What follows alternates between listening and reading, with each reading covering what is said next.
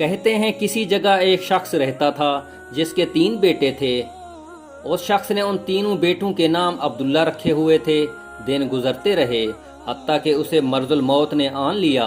اس نے اپنے تینوں بیٹوں کو بلا کر وصیت کی کہ عبداللہ کو وراثت ملے گی، عبداللہ کو وراثت نہیں ملے گی، اور عبداللہ کو وراثت ملے گی۔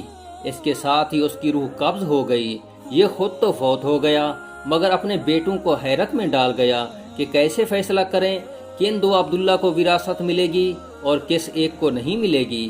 تینوں نے فیصلہ کیا کہ شہر جا کر قاضی سے اپنا مسئلہ بیان کریں اور اس سے کوئی حل مانگے۔ تینوں اپنے زادِ راہ کے ساتھ شہر کے لیے عازم سفر ہوئے۔ راستے میں انہوں نے ایک ایسے شخص کو دیکھا جو اپنی کسی گم شدہ چیز کو تلاش کرتا پھرتا تھا۔ ان بھائیوں کے پوچھنے پر اس نے بتایا کہ اس کی اونٹنی گم ہو گئی ہے جسے وہ تلاش کرتا پھر رہا ہے۔ ایک عبداللہ نے پوچھا، کیا تیری اونٹنی ایک آنکھ سے کانی تھی؟ اس آدمی نے کہا، ہاں ہاں ایسا ہی تھا۔ دوسرے عبداللہ نے پوچھا، کیا تیری اونٹنی ایک ٹانگ سے لنگڑی تھی؟ تو اس آدمی نے جلدی سے کہا، بالکل صحیح، میری اونٹنی واقعی ایک ٹانگ سے لنگڑی تھی۔ تیسرے عبداللہ نے اونٹنی کے مالک سے پوچھا، کیا تیری اونٹنی کی دم کٹی ہوئی تھی؟ تو اس نے خوشی سے کہا، بالکل ٹھیک، میری اونٹنی کی دم بھی کٹی ہوئی تھی، بس اب جلدی سے بتا دو میری اونٹنی کہاں ہے؟ تو عبداللہ نے مل کر جواب دیا، باخدا ہمیں آپ کی اونٹنی کے بارے میں کوئی علم نہیں، ہم نے اسے ہرگز نہیں دیکھا۔ اونٹنی کا مالک ان کی یہ بات سن کر غصے سے پاگل ہو گیا۔ اس نے فیصلہ کیا کہ ان تینوں کو کھینچ کر قاضی کے پاس لے جائے گا۔ اسے پورا یقین تھا کہ اس کی اونٹنی کو یہ تینوں ذبح کر کے کھا چکے ہیں اور اب اپنے جرم کو چھپانے کے لیے جھوٹ بول رہے ہیں۔ اونٹنی والے نے جب تینوں کو اپنا ارادہ بتایا تو انہوں نے کہا، ہمیں کوئی اعتراض نہیں کیونکہ ہم خود بھی قاضی کے پاس جا رہے ہیں۔ جب یہ چاروں قاضی کے پاس پہنچے تو اونٹنی والے نے قاضی سے اپنا قصہ بیان کیا۔ قاضی نے ان تینوں سے کہا، جس طرح تم تینوں نے اونٹنی کی نشانیاں بتائی ہیں اس کا ایک ہی نتیجہ نکلتا ہے کہ اونٹنی تم تینوں کے پاس ہے۔ بہتر ہے کہ تم اپنے جرم کا اعتراف کر لو۔ پہلے نے کہا، جناب عالی ہم نے اونٹنی تو نہیں دیکھی تھی، ہاں البتہ اونٹنی کے آثار دیکھے تھے۔ جب میں نے اسے کہا تھا کہ تیری اونٹنی ایک آنکھ سے کانی ہے تو میں نے دیکھا کہ راستے کے ایک طرف کا گھاس تو خوب چرا ہوا تھا مگر دوسری طرف کا ویسے ہی باامان موجود تھا۔ اس کا ایک ہی مطلب تھا کہ اس شخص کی اونٹنی ایک آنکھ سے کانی رہی ہوگی۔ دوسرے عبداللہ نے کہا، میں نے دیکھا تھا کہ راستے میں 3 قدم تو گہرے لگے ہوئے تھے جبکہ چوتھا قدم زمین پر معمولی پڑا ہوا تھا، جس کا مطلب بس اتنا ہی بنتا تھا کہ یہ جانور لنگڑا بھی تھا۔ تیسرے عبداللہ نے کہا، اونٹ جب راہ چلتے ہوئے اپنا گوبر گراتے ہیں تو دم سے ادھر ادھر بکھیرتے ہیں، جبکہ ہم جس راہ سے آئے تھے وہاں پر گوبر ایک ہی لائن میں سیدھا گرا ہوا تھا، جس کا ایک مطلب ہو سکتا تھا کہ اونٹنی کی دم کٹی ہوئی ہے جو اپنا گوبر دائیں بائیں نہیں پھیلا پائی۔ قاضی نے بغیر کسی دیر کے اس آدمی کی طرف دیکھا اور کہا، تم جا سکتے ہو، تمہاری اونٹنی ان لوگوں کے پاس نہیں ہے اور نہ ہی انہوں نے اسے دیکھا ہے۔ اونٹنی والے شخص کے جانے کے ان تینوں بھائیوں نے قاضی سے اپنا قصہ بیان کیا، جسے سن کر قاضی بہت حیران ہوا۔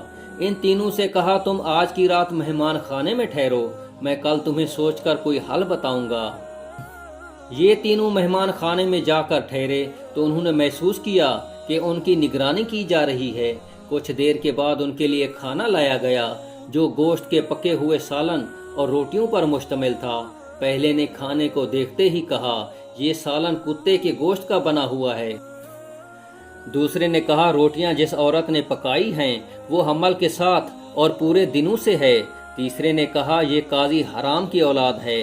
بات قاضی تک پہنچ گئی۔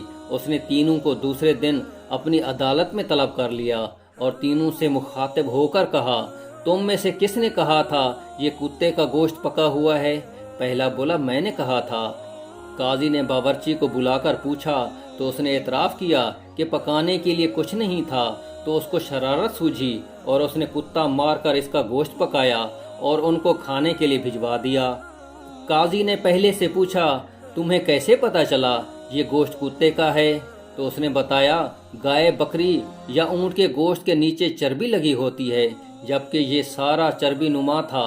جس کے نیچے کہیں کہیں گوشت لگا ہوا تھا۔ قاضی نے کہا تم وہ عبداللہ ہو جس کو اپنے باپ کے مال سے وراثت ملے گی؟ قاضی نے دوبارہ ان سے مخاطب ہو کر پوچھا کس نے کہا کہ یہ روٹیاں ایسی عورت نے بنائی ہیں جو 9 ماہ کے حمل کے ساتھ اور پورے دنوں سے ہے؟ جواب میں دوسرے نے کہا میں ہوں جس نے یہ کہا تھا۔ قاضی نے پوچھا تمہیں کیوں کر یہ لگا؟ تو اس نے کہا میں نے دیکھا روٹیاں ایک طرف سے پھولی ہوئی اور خوب پکی ہوئی ہیں تو دوسری طرف سے کچی اور موٹی رہ گئی ہیں۔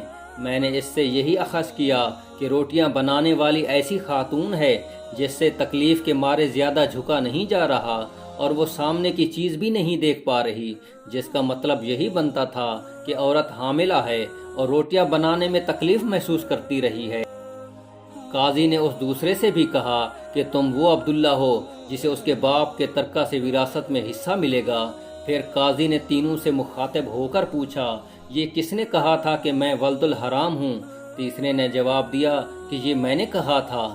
قاضی اٹھ کر اندر گیا اور اپنی ماں سے پوچھا کیا یہ سچ ہے کہ وہ حرامی ہے؟ تو اس کی ماں نے کہا یہ سچ ہے کہ تم حرام کے ہو۔ قاضی نے واپس آ کر اس تیسرے عبداللہ سے پوچھا تمہیں کیوں کر معلوم ہوا میں حرامی ہوں؟ تو اس نے جواب دیا اگر تم حلالی ہوتے تو مہمان خانے میں ہم پر نگران نہ مقرر کرتے، نہ ہی کتے کا گوشت پکوا کر ہمیں کھانے کے لیے بھجواتے اور نہ ہی کچی روٹیاں کسی مظلوم عورت سے بنوا کر ہمیں کھلواتے۔ قاضی نے اسے مخاطب کرتے ہوئے کہا کہ تم وہ عبداللہ ہو جسے اس کے باپ کے مال سے ورثہ نہیں ملے گا۔ تیسرے نے حیرت کے ساتھ قاضی کو دیکھا اور پوچھا مگر ایسا کیوں ہے؟ قاضی نے کہا کیونکہ ایک حرامی ہی دوسرے ولد الحرام کو ٹھیک ٹھیک پہچان سکتا ہے اور تم بھی میری طرح حرام کی اولاد ہو۔ وراثت پانے والے دونوں عبداللہ اپنی ماں کی طرف لوٹے اور دریافت کیا کہ ہمارے تیسرے بھائی کا کیا ماجرا ہے؟ تو ان کی ماں نے کہا تمہارا باپ ایک بار صبح کی نماز پڑھنے مسجد گیا تو اسے دروازے پر رکھا ہوا پایا تھا، اسے گھر لایا، اس کا نام بھی تم دونوں جیسا عبداللہ رکھا اور اس کی پرورش کی۔